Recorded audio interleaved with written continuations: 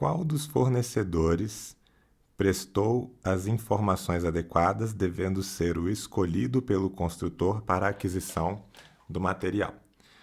Então, o projeto de um container em forma de paralelepípedo reto retangular previa a pintura dos dois lados, interno e externo, de cada uma das 4 paredes com tinta acrílica e a pintura do piso interno com tinta epóxi.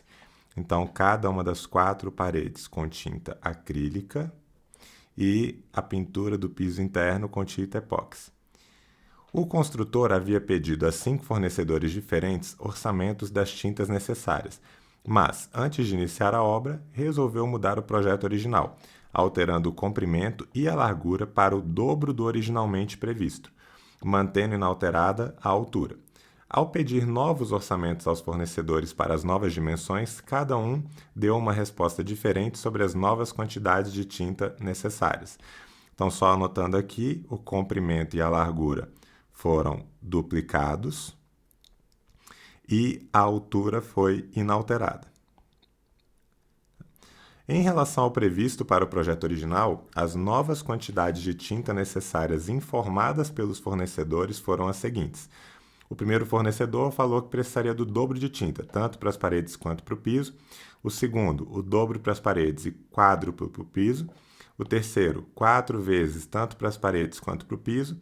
Fornecedor 4, 4 vezes para as paredes e o dobro para o piso. E o fornecedor 5, 8 vezes para a parede e 4 vezes para o piso. Analisando as informações dos fornecedores, o construtor providenciará a quantidade adequada de material. Considere a porta de acesso do container como parte de uma das paredes.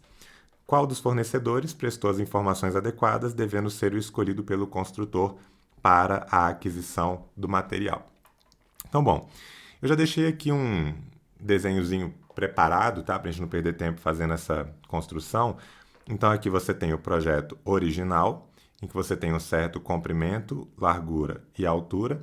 E o novo projeto teve uma duplicação do comprimento, uma duplicação na largura e a manutenção da altura, beleza? Então, de C foi para 2C, de L foi para 2L e de H foi para 2H. Bom, o que está marcado aqui de cinza é a área do piso, beleza? Então, veja aqui que a área do piso ela era C vezes L, tá? E agora a área do piso, na nova configuração, passa a ser 2C vezes 2L. Ou seja, isso aqui é igual a 4 vezes C vezes L, ou seja, é 4 vezes o que era o original, certo? Porque o original era C vezes L, agora passou a ser 4 vezes C vezes L. Então, isso aqui é 4 vezes o original.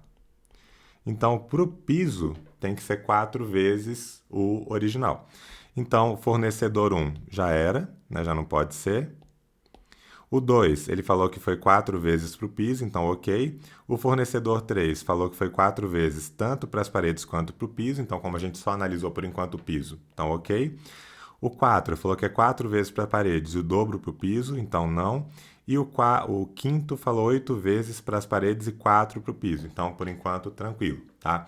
O que a gente precisa saber é se é o dobro para a parede, 4 vezes ou 8 vezes, beleza?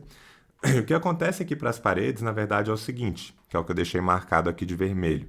Acho até que eu vou descer um pouco essa figura, que eu faço de vermelho ali em cima. Então, olha só.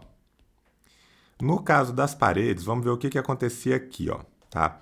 Para essa parede, exclusivamente para essa, tá? Qual é a área que a gente tinha ali?